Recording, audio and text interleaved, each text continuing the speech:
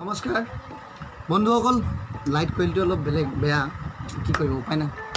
তো মই ক'বলৈকে বিচাৰি আহিছোঁ আপোনালোকৰ আগত যে আমাৰ আসাম ছ'চাইটিৰ বিষয়ে আপোনালোকে হয়তো অলপ কম বেছি পৰিমাণে জানে। মোৰ মাজত মই ভিডিঅ'বিলাক দি থাকোঁ, আপোনালোকে দেখি থাকে। আজি মই বিচাৰিছোঁ কি আমাৰ আসাম ছ'চাইটি অফ গোৱাই এখন ৰঙালী বিহুৰ উদযাপন কৰিব।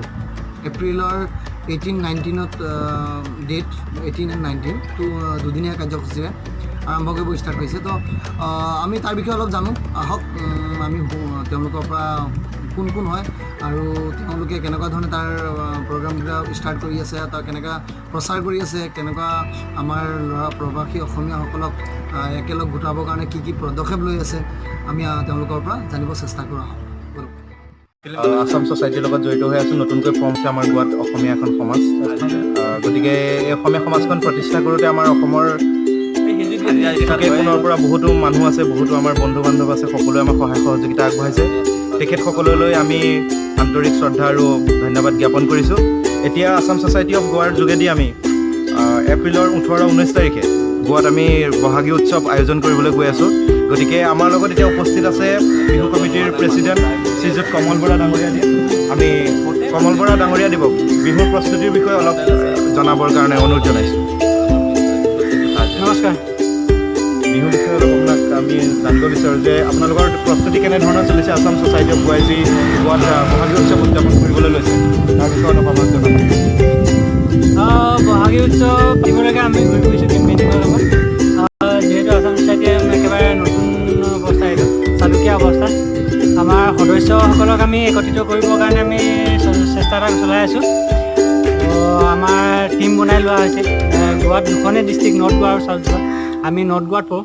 তো নৰ্থ গোৱাৰ আমি কেইজনমান ল'ৰা আছোঁ। আজি আহিছে আমাৰ ৰফিকুল, মঞ্জিল বৰা, পাপু মেধি, চন্দন মিশ্ৰ আৰু আমাৰ ৰুবুল নাথ।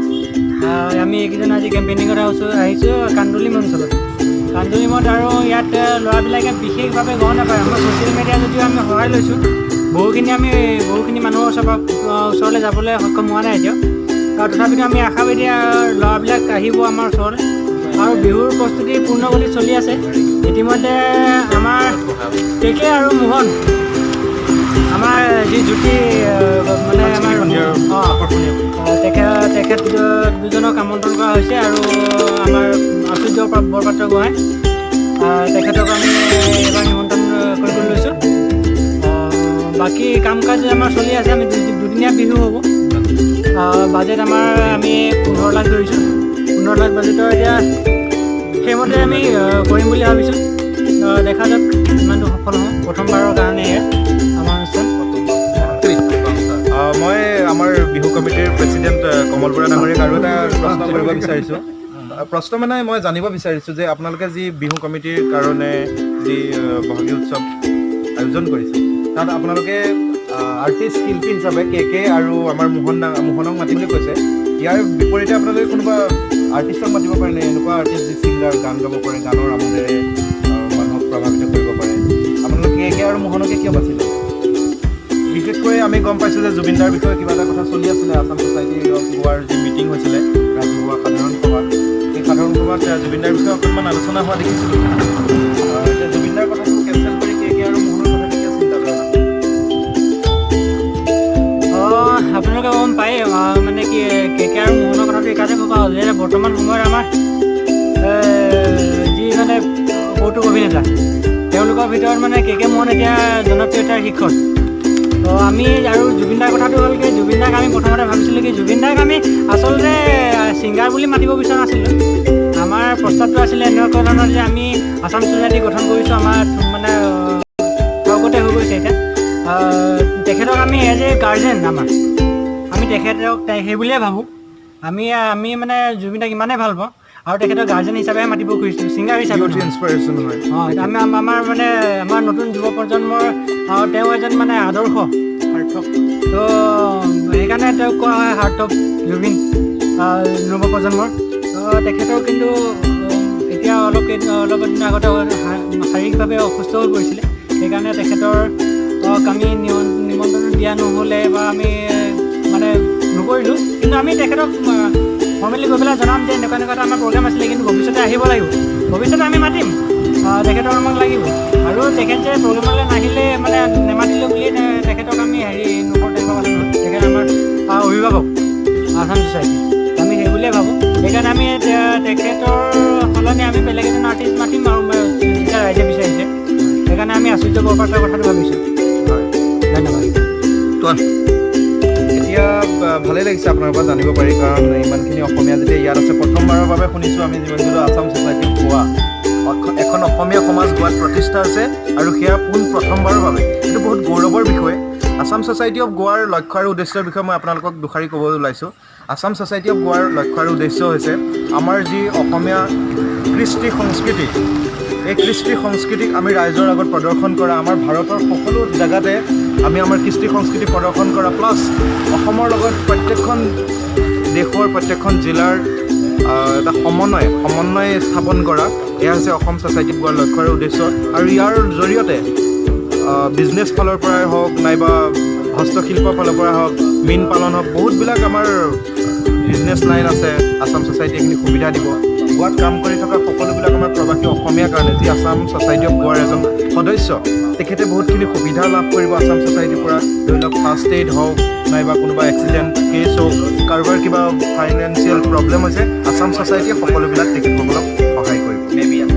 আৰু ইয়াৰ পিছতে আমি জানিব বিচাৰিম আমাৰ প্ৰেছিডেণ্ট কমল বৰা ডাঙৰীয়াৰ পৰা যে আপোনালোকে যি বিহু উদযাপন কৰিবলৈ ওলাইছে, এতিয়ালৈকে আপোনালোকে কিমান মানুহ লগ কৰিব পাৰিছে? আৰু আমি দেখিছোঁ যে আপোনালোকে বহুত জেগাত এতিয়ালৈকে সাধাৰণ সভা অনুষ্ঠিত কৰিছে, জেনেৰেল বডি মিটিং।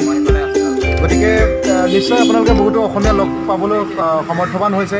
কিমানমান মানুহ হ'ব বুলি ভাবে আপোনালোকৰ বিহুখনত? আমাৰ এতিয়া 2016 চনৰ যিটো পুলিচ ভেৰিফিকেশ্যন হৈছিলে, সেইটো মতে যে কেৱল চাউথ গোৱাত আমি গম পোৱা মতে 2 লাখ অসমীয়া আছে। 2 লাখ যদি চাউথ গোৱাতে আছে, তেতিয়াহ'লে নৰ্থ গোৱা হৈছে, নৰ্থ গোৱাত বেছিকৈ হোটেল এণ্ড ইণ্ডাষ্ট্ৰিবিলাক বেছি আছে। তো তাতো বহুত অসমীয়া ল'ৰা এংগেজ হৈ আছে, বহুত অসমীয়া ছোৱালীও আছে।